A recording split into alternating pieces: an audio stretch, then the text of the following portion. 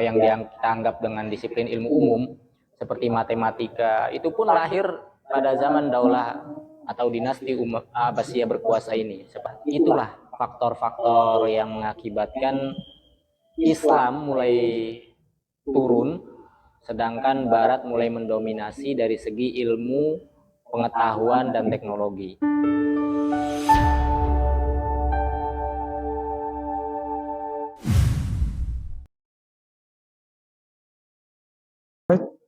Assalamualaikum warahmatullahi wabarakatuh. Hari ini kita berada di podcast ke-6 Majelis Baku Jaga, dan hari ini saya ditemani dengan Ustadz Lutfi terkait dengan pertemuan kita yang ke-6 ini.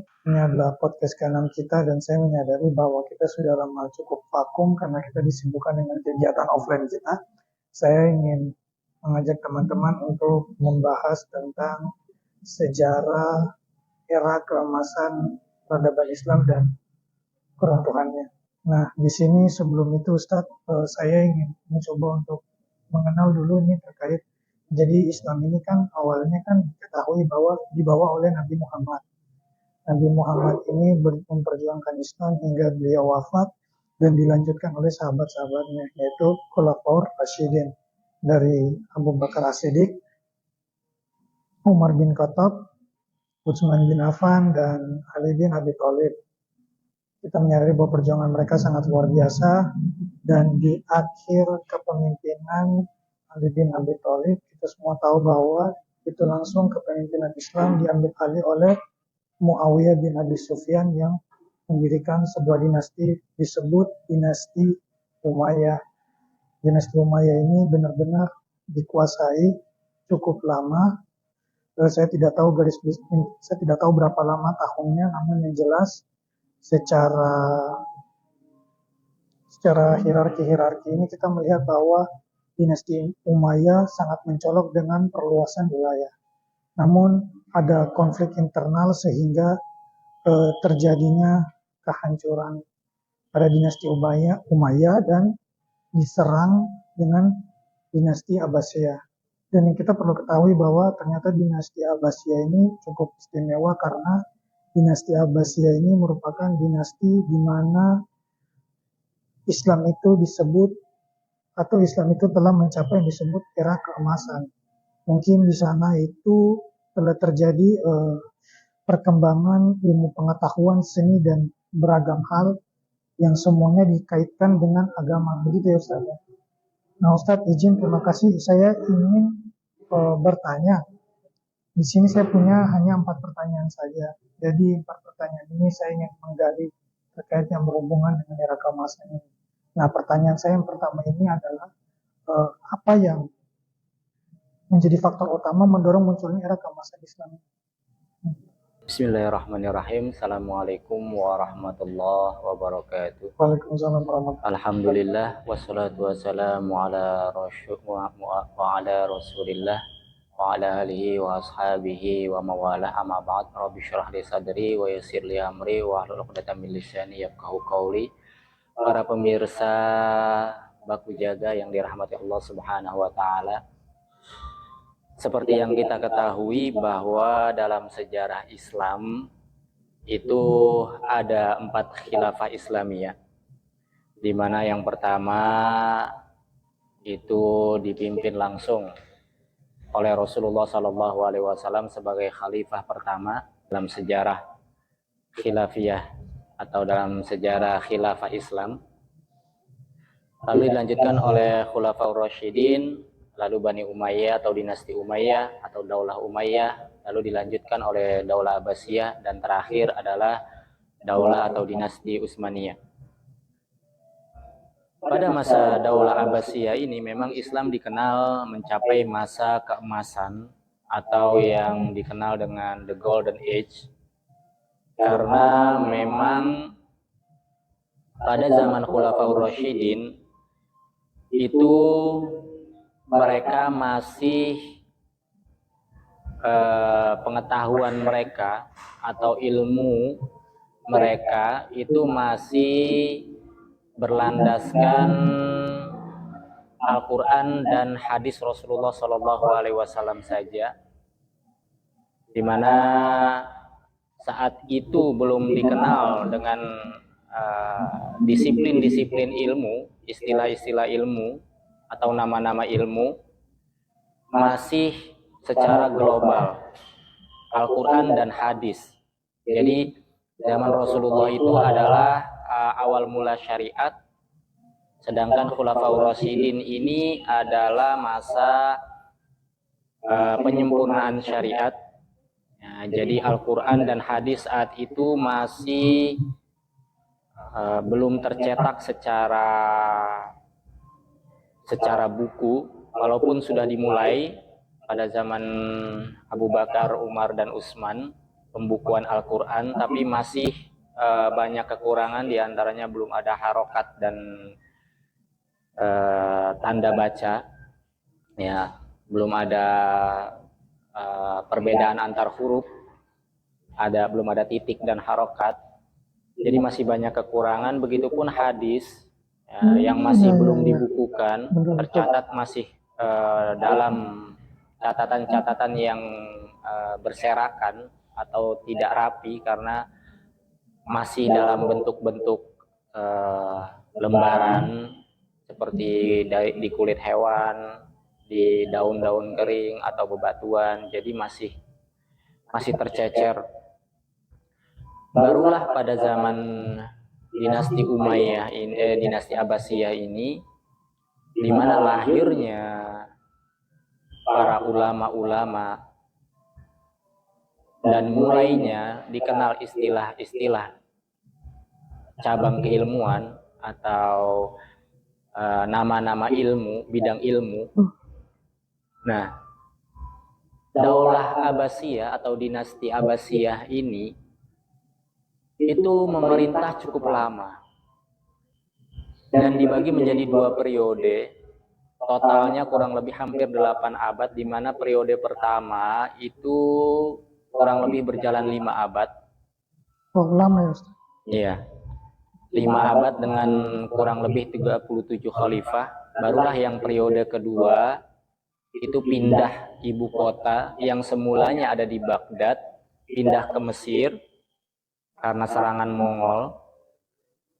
Itu periode yang kedua kurang lebih 18 khalifah dengan masa kurang lebih 3 abad. Jadi totalnya 8 abad dengan kurang lebih 55 khalifah. Dan yang disebut era keemasan Islam ini hanya sedikit sebenarnya.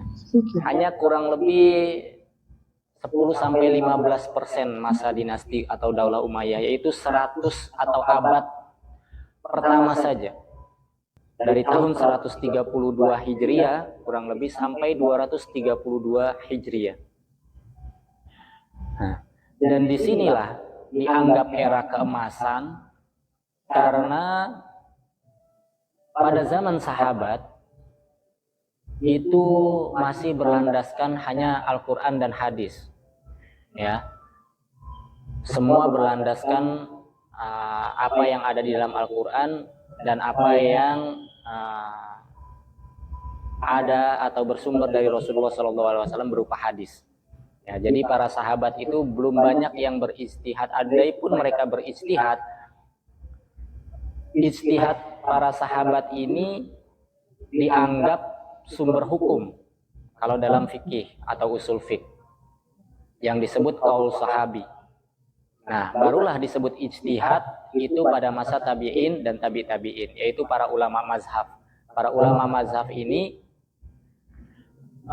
walaupun lahir sebelum dinasti, khususnya Imam Hanafi dan Imam Maliki lahir sebelum dinasti atau Daulah Abbasiyah, tapi setengah kehidupan mereka itu hidup di zaman dinasti Abbasiyah.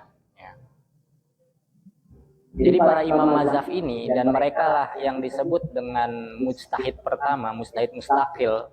Kalau dalam tingkatan mujtahid itu mereka mujtahid tertinggi. Mereka mujtahid mustaqil. Nah, barulah di zaman era awal Abbasiyah, Daulah Abbasiyah ini disebutnya masa mujtahidin, di mana para ulama mulai berijtihad, ya, karena Rasulullah SAW udah wafat dan sahabat itu sudah wafat. Terakhir Abu Tufail itu ada yang berpendapat di tahun 102 Hijriah, ada yang berpendapat di 110 Hijriah. Sedangkan Daulah Abbasiyah baru ada atau baru mulai berkuasa tahun 1320 Hijriah.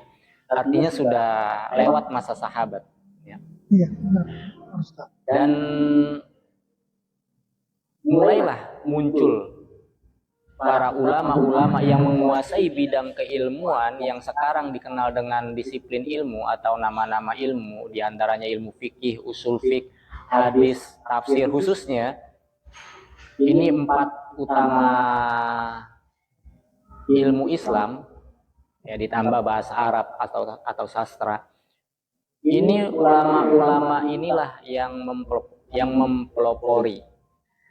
Nah, era Abbasiyah juga disebut dengan era kodifikasi ilmu atau pembukuan ilmu.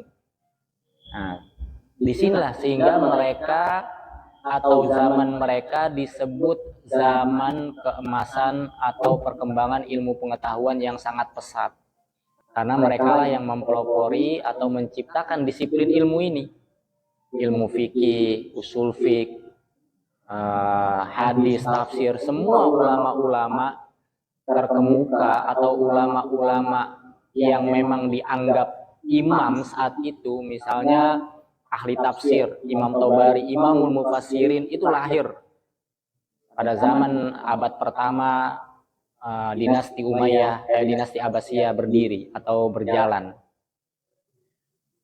Nah, para ulama fikih, ulama hadis juga yang dikenal dengan Kutubus Sittah, Imam Bukhari, Imam Muslim, ya, Imam Ibnu Majah, Imam At-Tirmizi, Imam An-Nasai, Imam Abi Daud, ini semuanya lahir di abad pertama Daulah Abbasiyah memimpin. Sehingga perkembangan ilmu pengetahuan ini sangat pesat. Dan bukan hanya dalam ilmu keislaman saja. Ilmu-ilmu yang non-Islam atau bukan bagian dari ilmu disiplin ilmu Islam atau yang kita anggap dengan disiplin ilmu umum seperti matematika, itu pun lahir pada zaman Daulah atau dinasti Abbasiyah berkuasa ini, seperti yang kita kenal dengan ahli di bidang matematika Al-Khwarizmi, di bidang budaya ada Ibnu Khaldun, di bidang kedokteran ada Ibnu Sina. Semua mereka lahir di abad pertama dinasti Abbasiyah berkuasa. Sehingga disinilah puncak keilmuan khususnya keilmuan Islam itu berada pada masa puncaknya. Nah, berada masa bukan hanya lahirnya, tapi berada di puncak keemasannya, karena memang mereka lah semua yang mempelopori itu. Nah, oleh karena itu, dengan keilmuan yang begitu pesat, sehingga menopang semua hal yang lainnya, yang baik dalam kehidupan akhirat maupun kehidupan dunia, sehingga di bidang-bidang lainnya pun akan ikut. Di bidang administrasi, di bidang politik, militer, semuanya ikut berkembang sesuai dengan kemajuan ilmu dan teknologi pada masa itu. Begitupun di dalam bidang seni budaya dan lain sebagainya. Jadi inilah yang faktor utama kenapa dinasti Abbasiyah disebut era keemasan Islam. Karena memang pada dinasti Abbasiyah inilah di abad pertama atau 100 tahun kepemimpinan pertama khilafah dinasti atau Daulah Abbasiyah ini berkuasa, itu mereka para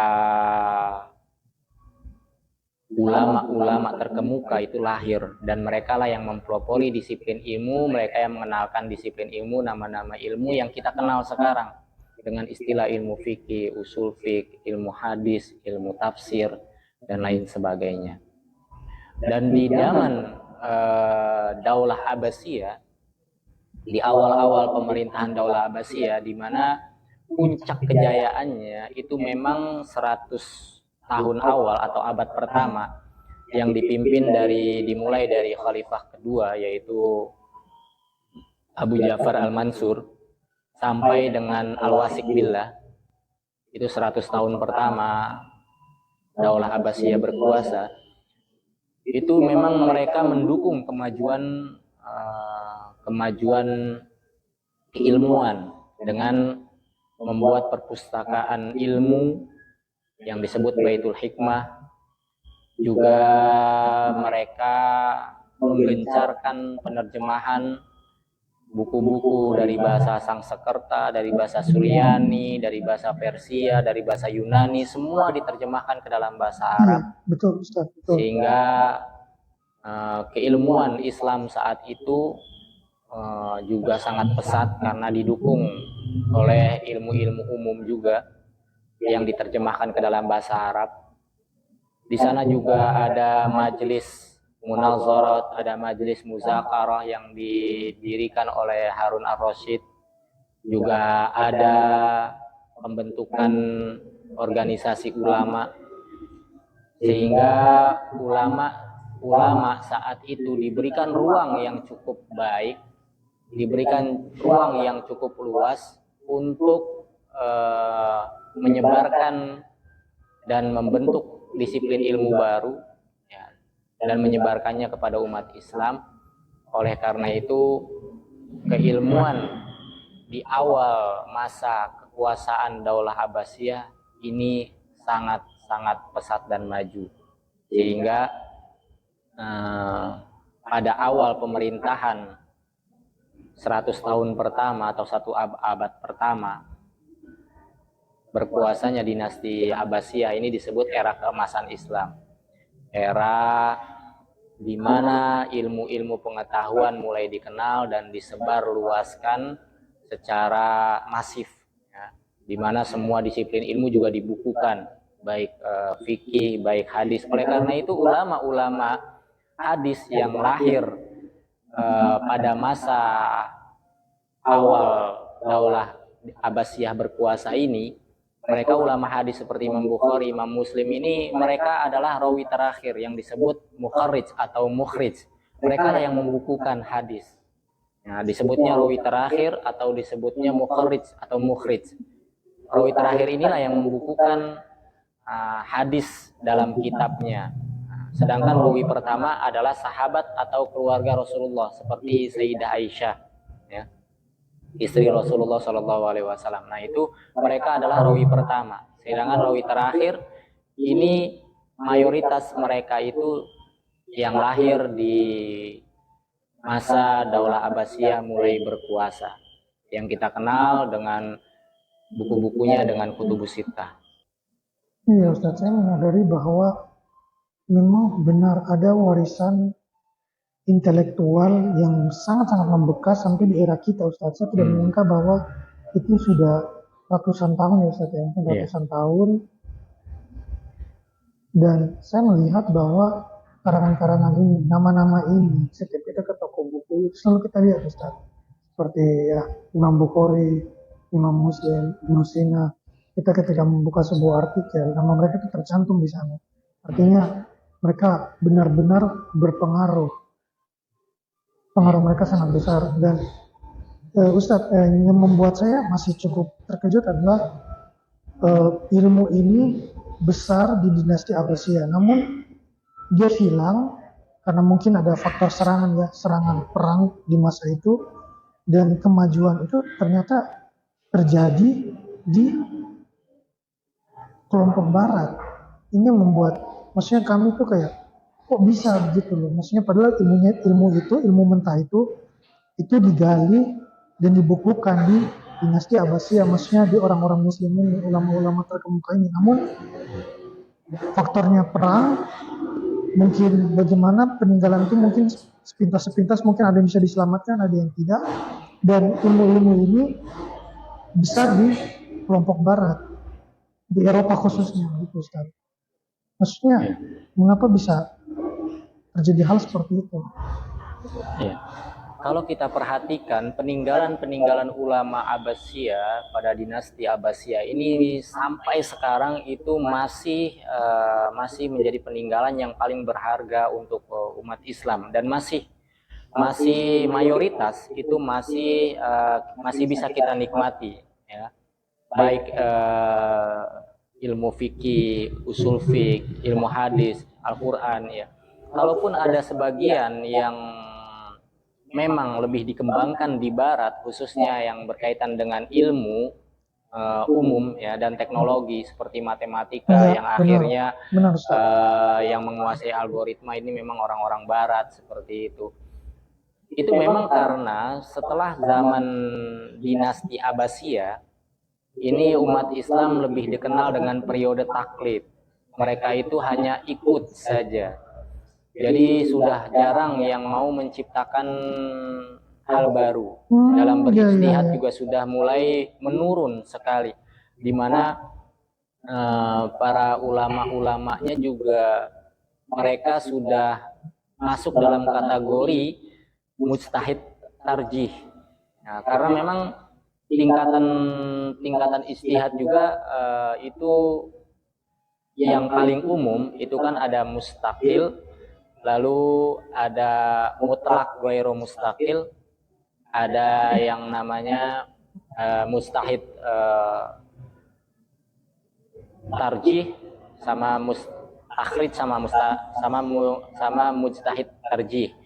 Nah, untuk zaman-zaman ulama setelah dinasti Abbasiyah ini memang sudah mulai menurun kualitas mereka, sehingga mereka masuk dalam kategori mujtahid yang tingkatannya menurun, seperti mujtahid mutlak, lalu mujtahid takhrij dan mujtahid tarjih. Nah, sudah tidak ada lagi ulama yang benar-benar mampu untuk menduduki level ijtihad atau mujtahid mustaqil, gitu ya. Dan para ulama-ulama mayoritas itu setelah dinasti Abbasiyah mereka masuk dalam periode taklid, di mana mereka lebih senang mengikuti imam yang mereka yakini, bahkan cenderung fanatik. Nah, oleh karena itu yang lebih banyak berinovasi, mencari hal-hal baru atau mengembangkan keilmuan khususnya yang bersifat umum dan teknologi, yang berkaitan dengan teknologi, ini Barat. Padahal kalau kita kembali ke zaman dinasti Abbasiyah, malah ulama-ulama Islam lah yang menguasai teknologi, seperti yang menciptakan algoritma Al-Khwarizmi dan lain sebagainya. Itu memang ulama-ulama Muslim sebenarnya, bahkan yang menemukan semua teknologi yang ada di dunia ini itu ulama-ulama Islam. Namun sebagian diklaim dan diakui oleh orang Barat. Setelah buku-buku agama Islam, buku-buku ulama Muslim dibawa ke Arab, banyak yang dimodifikasi lalu diklaim ciptaan mereka, ya. Dan akhirnya lebih dikembangkan oleh mereka, karena memang ulama-ulama Muslim sudah mulai menurun keinginan mereka untuk berijtihad, terus mengembangkan keilmuan, khususnya ilmu umum dan yang berkaitan dengan teknologi. Memang ada dampak juga dari peperangan-peperangan yang terjadi, karena memang pada akhir-akhir periode pertama dinasti Abbasiyah itu serangan dari Mongol itu sangat kuat dan berlangsung cukup lama, selama hampir 2 abad. Nah, itu, dan juga bukan hanya dari Mongol, termasuk perang salib, ya, khususnya yang berjalan sampai 2 abad, kurang lebih hampir 2 abad itu perang salib. Jadi memang serangan dari Barat pun ke Islam itu sangat masif. Perang salib itu cukup lama, dan saat itu perang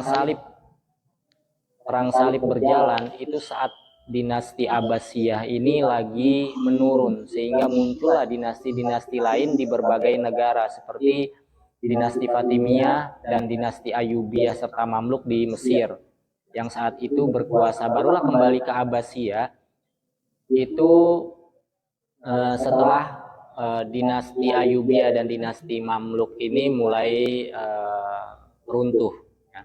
Baru kembali dikuasai oleh dinasti Abbasiyah periode kedua, ya. Jadi itulah faktor-faktor yang mengakibatkan Islam mulai turun, sedangkan Barat mulai mendominasi dari segi ilmu, pengetahuan, dan teknologi. Sedangkan umat Islam masih terpaku dengan perbedaan aliran, perbedaan mazhab, dan perbedaan pemahaman. Kita lebih disibukkan dengan perbedaan di antara kita daripada perkembangan ilmu pengetahuan dan teknologi. Betul Ustaz, betul sekali. Saya juga melihat bahwa umat Islam ini dihadapkan dengan perdebatan-perdebatan yang berhubungan dengan ibadah, berhubungan dengan akidah, syariat begitu. Padahal kalau mau digali lebih dalam pada masa itu, kita semua tahu bahwa segala jenis ilmu pengetahuan itu digali potensinya. Namun tidak tahu apa yang menyebabkan orang-orang kita ini sudah tidak ingin lagi mengembangkan itu.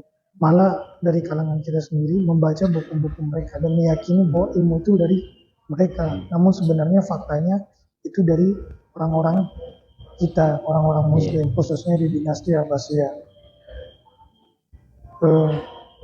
Saya menyadari bahwa memang ini cukup berat. Baru terkait dengan yang lain-lain, Ustadz, apakah ada semacam warisan begitu yang membuat umat Islam itu apakah bisa terus maju yang berhubungan dengan ilmu pengetahuan? Iya. Untuk kemajuan ilmu dan teknologi, ya, ini juga bergantung pada kebijakan pemimpin. Jadi memang pada zaman kemunduran Islam itu pemimpin itu sudah tidak fokus terhadap perkembangan ilmu pengetahuan dan teknologi. Mereka lebih fokus kepada kemewahan dan kekayaan. Mulai namanya cinta dunia. Mereka juga fokus terhadap perebutan kekuasaan, melanggengkan kekuasaan kepada keturunannya dan keluarganya. Jadi fokus mereka untuk perkembangan Islam dan juga perkembangan ilmu pengetahuan dan teknologi ini jauh menurun. Oleh karena itu Barat mengambil kesempatan ini untuk mengklaim semua disiplin ilmu, khususnya yang berkaitan dengan ilmu umum dan teknologi, itu berasal dari mereka. Mereka lah yang mempelopori, mereka lah yang menciptakan. Nah, lalu bagaimana? Memang sulit ketika pada zaman perang salib dan Mongol itu yang bertahan saat itu adalah yang mampu menahan serangan pasukan salib dan pasukan Mongol itu adalah dinasti Ayyubiyah, Salahuddin al-Ayyubi. Dan saat itu dianggap juga hampir mustahil untuk mengalahkan kekuatan pasukan salib dan pasukan Mongol. Tapi karena kecerdasan Salahuddin al-Ayyubi, dengan cara juga beliau memperingati Maulid Nabi, mengingat perjuangan Nabi dalam memperjuangkan Islam, mempersatukan Islam dengan cara menteladani kembali Rasulullah SAW, mengingat kembali perjuangan beliau. Disitulah akhirnya persatuan Islam terbentuk dan mulai mampu menahan serangan pasukan salib dan pasukan Mongol. Walaupun kemenangannya tidak secara mutlak, tapi mampu mempertahankan kekuasaan-kekuasaan atau wilayah-wilayah kekuasaan Islam pada saat itu. Nah, untuk sekarang, zaman sekarang, memang semua yang sudah menjadi informasi yang disebarkan, informasi bahwa kemajuan ilmu pengetahuan dan teknologi diciptakan atau dipelopori oleh ilmuwan-ilmuwan Barat itu sudah berkembang, dan bahkan walaupun kita sudah mencoba mengingatkan generasi muslim kita bahwa disiplin ilmu yang dipelopori oleh ulama-ulama muslim, oleh ilmuwan-ilmuwan muslim itu kita gaungkan di generasi zaman sekarang, tetap mereka itu lebih tertarik, ya, lebih tertarik dengan sesuatu yang lebih mudah bagi mereka untuk mereka jalankan, seperti itu. Jadi untuk menciptakan, ya, atau menggunakan penemuan-penemuan ulama muslim seperti misalnya mengembangkan algoritma gitu, ya, atau mengembangkan ilmu pengetahuan yang ada atau yang diciptakan oleh ulama dan ilmuwan muslim terdahulu, itu kita sudah, orang-orang Islam itu sudah tidak memiliki semangat itu. Semangat itu sudah hilang. Sehingga untuk merubah hal yang ada saat ini atau keadaan yang terjadi saat ini memang itu sangat sulit sekali. Sangat sulit sekali.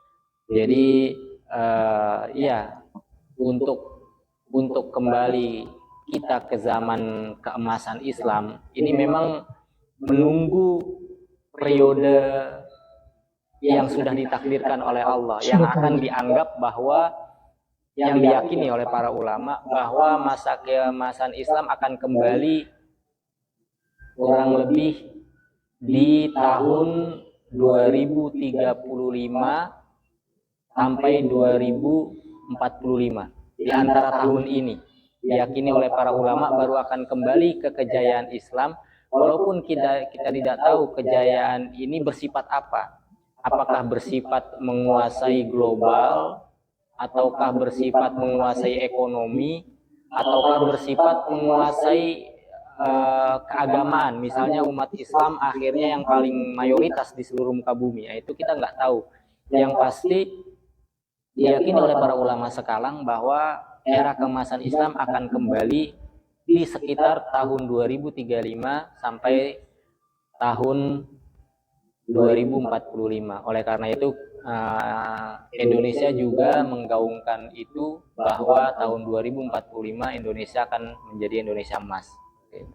Ya, baik, terima kasih Ustadz. Kita menyadari bahwa runtuhnya dinasti Abbasiyah ini diakibatkan karena peperangan dari kelompok Mongol, ya Ustadz, ya. Jadi kita sebagai umat muslim ini sebenarnya untuk di era ini kita hanya perlu melanjutkan saja kehidupan ini dengan baik, berkontribusi dengan sebaik-baiknya. Jika memang takdir Allah sudah tiba, maka kejayaan itu akan datang. Kurang lebih seperti itu, ya Ustadz, ya. Ya baik, terima kasih kepada teman-teman semua yang sudah menyaksikan kami. Pembahasan kita ini cukup berbelit-belit, tapi saya yakin ini bisa menjadi informasi yang baik untuk kalian semua. Tanpa membuang waktu lagi, saya ucapkan billahi taufiq wal hidayah. Wassalamualaikum warahmatullahi wabarakatuh. Assalamualaikum warahmatullahi wabarakatuh.